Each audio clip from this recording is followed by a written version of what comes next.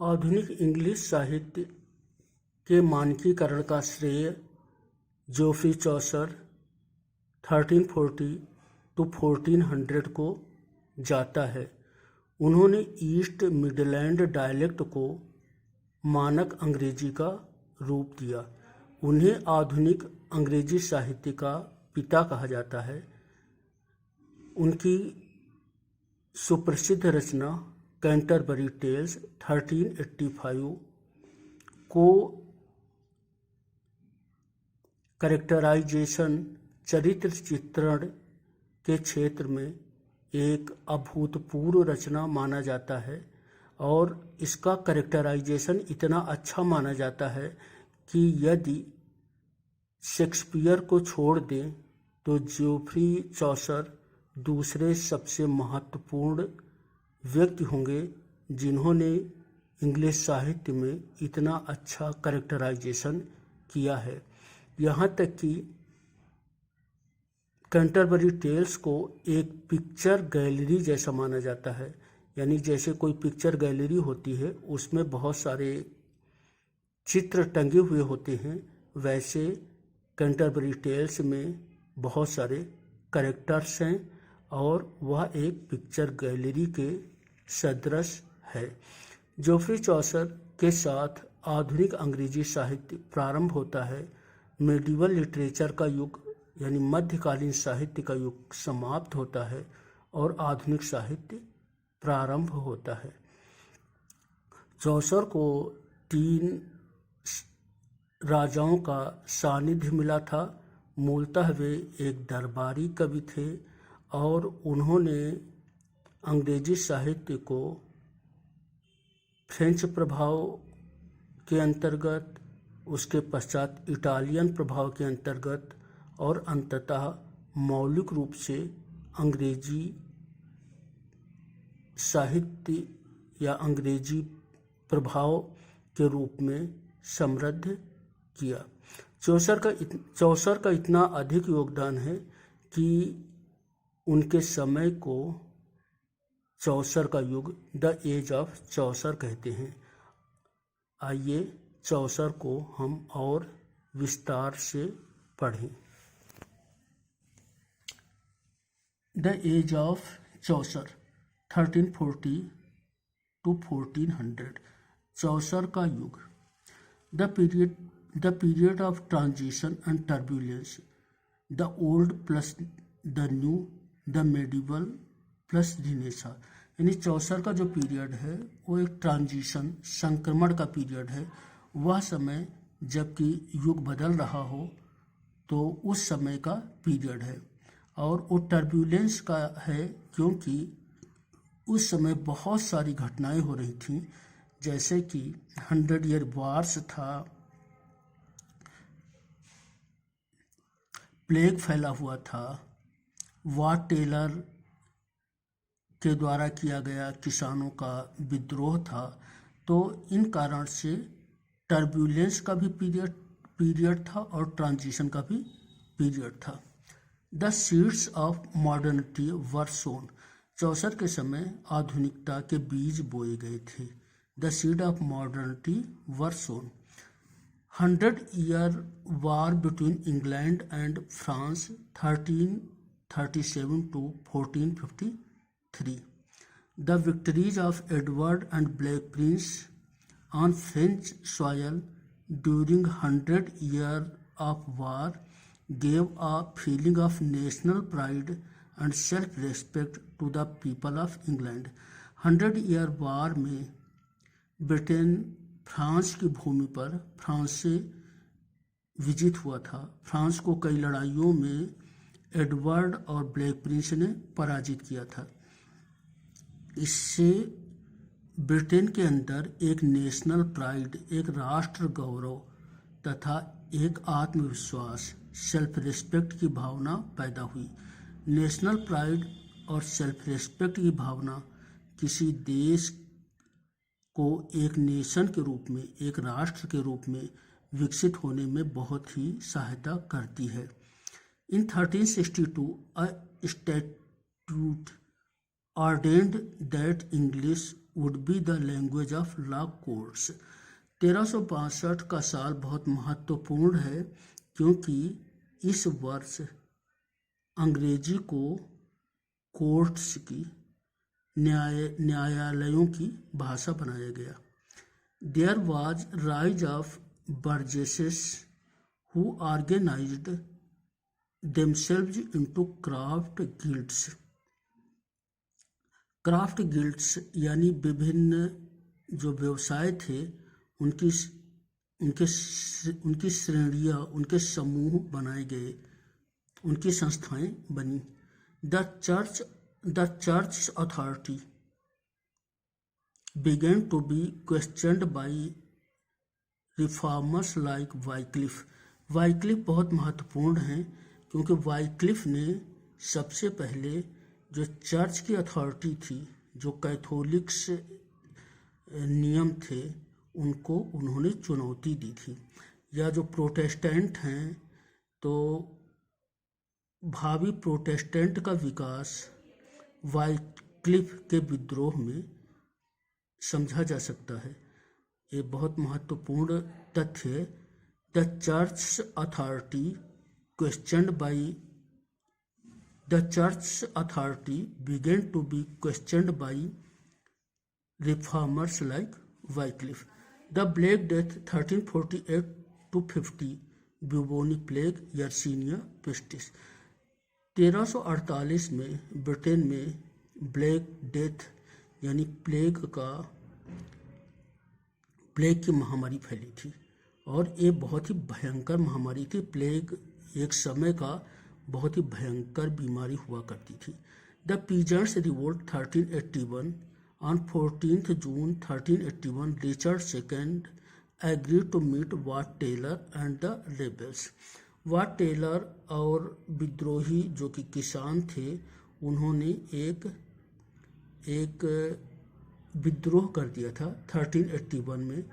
तो Richard second उस समय राजा था, उसने 14 जून 1381 को उनसे संधि के लिए उनको बुलाया और 15 जून 1381 को वाट टेलर की हत्या कर दी गई। तो 1381 का पीजेंट रिवोल्ट्स और 1348 का ब्लैक डेथ, ये दो बहुत ही महत्वपूर्ण घटनाएं हैं चौसर के युग की, द एज ऑफ चौसर की। ये दो घटनाएं बहुत ही महत्वपूर्ण मानी जाती हैं। इवन जो वाट टेलर का जो विद्रोह है, इसके ऊपर शैली ने एक बहुत ही प्रसिद्ध कविता भी लिखी है, द एज ऑफ चौसर। अब एज ऑफ चौसर में साहित्य पर क्या प्रभाव पड़े, तो उसके पहले एलिटरेटिव रिवाइवल यानी जो कविता थी वो अनुप्रासिक थी। अनुप्रास यानी जो कॉन्सोनेंट बार बार रिपीट होते हैं, इसका कविता में बहुत ही प्रभाव था। लैंगलैंड्स पियर्स प्लोमैन, लैंगलैंड उस समय के बहुत ही बड़े कवि थे। विलियम लैंगलैंड जनता के कवि माने जाते हैं। विलियम लैंगलैंड, उनकी एक पायर्स प्लोमैन एक कविता थी। John Clerk of Whalley's destruction of Troy, ये दूसरी उस समय की महत्वपूर्ण कृति थी, destruction of Troy, John Clerk की। Alliterative Morte Arthur like Sir Gawain and the green knight, एक उस समय की एक लीजेंड थी, Sir Gawain and the green knight, ये भी अलिटरेटिव थी। और आर्थर के जो उनकी प्रसिद्ध थी, उसी पर एक आधारित एक कविता थी। ईस्ट मिडलैंड डायलेक्ट उस समय की सबसे प्रसिद्ध बोली थी, जिसे चौसर ने एक भाषा बना दिया। Chaucer choose East Midland dialect for his writings, अपनी राइटिंग के लिए चौसर ने ईस्ट मिडलैंड डायलेक्ट को चुना था। अब चौसर के जो एक वैयक्तिक उनका जीवन है, उसके बारे में देखते हैं। Birth place London, Thames Street. Chaucer का जन्म लंदन में हुआ था, टेम्स स्ट्रीट में हुआ था। Father John Chaucer, dealer of wine. उनके पिता जॉन चौसर थे जो कि शराब के व्यवसायी थे। Death October 25, 1400 at Westminster at the age of 60। 60 साल की उम्र में 25 अक्टूबर 1400 में उनके वेस्टमिनिस्टर में चौसर का निधन हुआ था। Chaucer was buried in Westminster Abbey. Chaucer Westminster Abbey में उनको दफनाया गया था। The first of the men of letters to be laid in the nook which has since become the Poets' Corner. Westminster Abbey में एक स्थान है the Poets' corner. वहाँ पर जो बहुत महान साहित्यकार होते हैं उनको चिरनिद्रा में सोने का या दफन होने का सौभाग्य मिलता है। वेस्टमिनिस्टर एबी शासकों, सामंतों की अंतिम निद्रा का स्थान था और चौसर से उसमें साहित्यकारों को भी ये सम्मान मिलने लगा। Wife Philippa married in 1366। चौसर की वाइफ फिलिपा थी और चौसर से इनकी शादी 1366 में हुई थी। Philippa de Roet's sister Katherine was for many years the mistress and later third wife of John of Gaunt.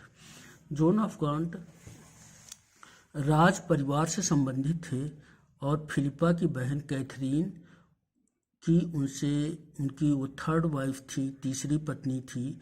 इस तरह चौसर राज परिवार से संबंधित हो जाते हैं। 1357 at the age of 17 Chaucer became the page of the Duke of Clarence. Duke of Clarence के 17 साल की उम्र में चौसर नौकर हो गए। पेज मीन्स नौकर। 1357 में चौसर ड्यूक ऑफ क्लेरेंस के नौकर हो जाते हैं। 1367 चौसर was taken into the service of the British king. He visited France, Italy, Germany as a member of the diplomatic missions. 1367 में चौसर फ्रांस, इटली, जर्मनी एक डिप्लोमेटिक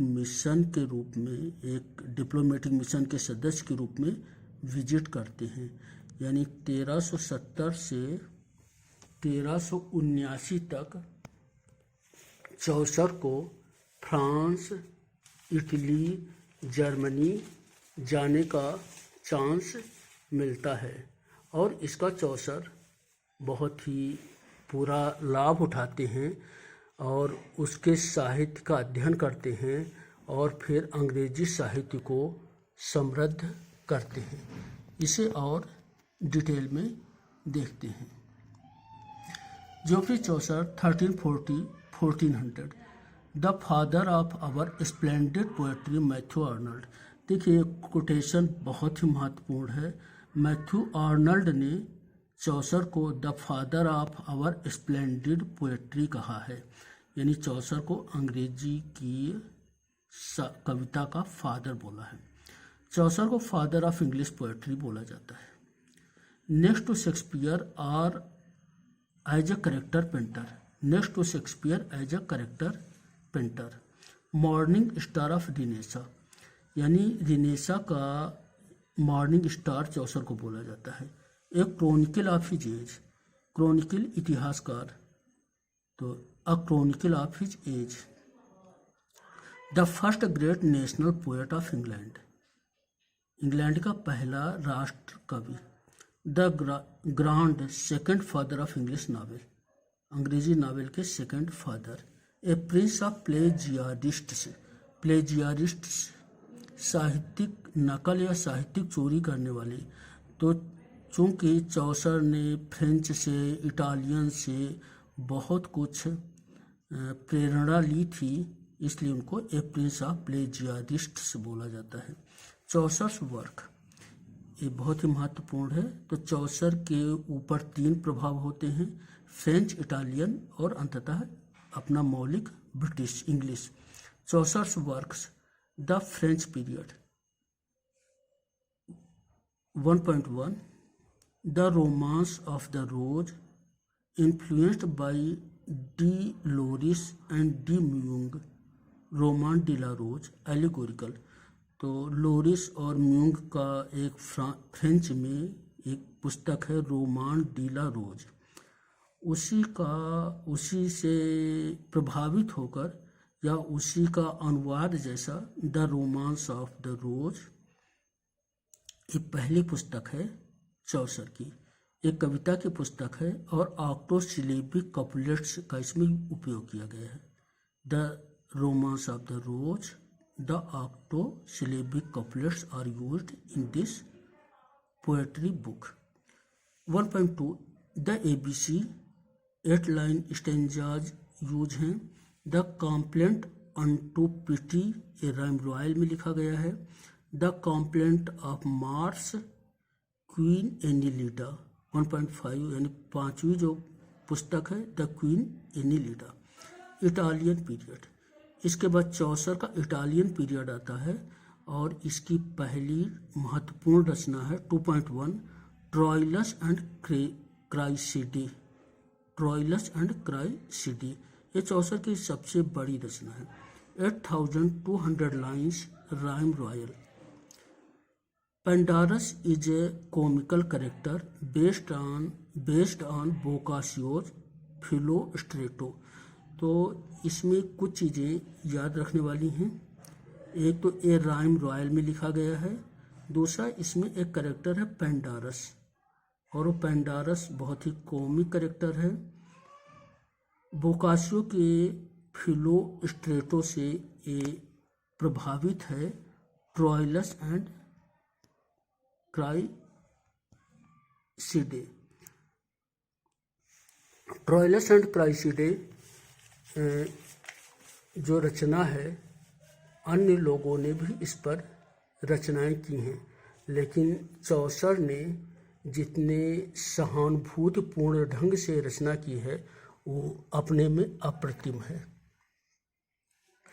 2.2 यानी इटालियन जो प्रभाव है उसकी दूसरी रचना है the parliament of fowls. The parliament of fowls बहुत इम्पॉर्टेंट है क्योंकि एक कैंटरबरी टेल्स की भूमिका जैसी मानी जाती है। Allegory of 700 lines written in honour of Richard second's marriage with Anne of Bohemia. Richard second की एन ऑफ बोहेमिया से शादी हुई थी, उसी के सम्मान में लिखी गई थी। राइम रॉयल यानी the parliament of fowls rhyme royal में लिखी गई है। A milestone leading to the creation of Canterbury tales. A milestone leading to the creation of Canterbury tales. 2.3 the house of fame 1380। Lydgate later called this poem Dante in English. तो Italian poet Dante जिन्होंने divine comedy लिखी है, डांटे से T.S.. Elliot बहुत प्रभावित थे। तो द हाउस ऑफ फेम डांटे से प्रभावित है, इसलिए एक लिडगेट एक साहित्यकार हैं वो कहते हैं इसे Dante in English. The book also contains some autobiographical passages like Chaucer's reading habits, his personal tastes and his marital life. जो द हाउस ऑफ फेम ये ऑटोबायोग्राफिकल भी है। 2.4 the legend of good women 1385 heroic couplets. The legend of good women, the legend of good women heroic couplets. 3 और ये the English period. The English period ये Chaucer की कीर्ति का सबसे महत्वपूर्ण पीरियड है, जिसमें कि उन्होंने एक अपनी मौलिक रचना द कैंटरबरी टेल्स लिखी है। The English period, the Canterbury tales, the The book depicts 29 pilgrims, including the poet, who met in the Tabard Inn in Southwark. Southwark के टैबार्ड इन में 29 तीर्थयात्री मिलते हैं। कवि भी उनमें सम्मिलित है, जिनको एक मार्टर शहीद संत सेंट थॉमस अ बेकेट की समाधि पर तीर्थ यात्रा करने जाना है। They are bound to visit the shrine of martyr Saint Thomas a Becket in Canterbury. तो सेंट थॉमस की जो समाधि है वो कैंटरबरी में है और इसीलिए इसे कैंटरबरी टेल्स कहा जाता है। Harry Bailey the host of the inn. तो जो जिस सराय में सारे लोग इकट्ठा होते हैं तीर्थ यात्रा के लिए, उस सराय या इन का जो होस्ट है वो हैरी बेली है। 24 tales are written out of 120। Also contains general prologue which provides the characterization of pilgrims। तो जो कैंटरबरी टेल्स है उसमें एक जनरल प्रोलॉग है। तो जनरल प्रोलॉग में जो यात्री हैं उनका कैरेक्टराइजेशन किया गया है, उनका चरित्र चित्रण किया गया है और इसलिए जो जनरल प्रोलॉग है वह बहुत ही महत्वपूर्ण हो जाता है। Thank you very much.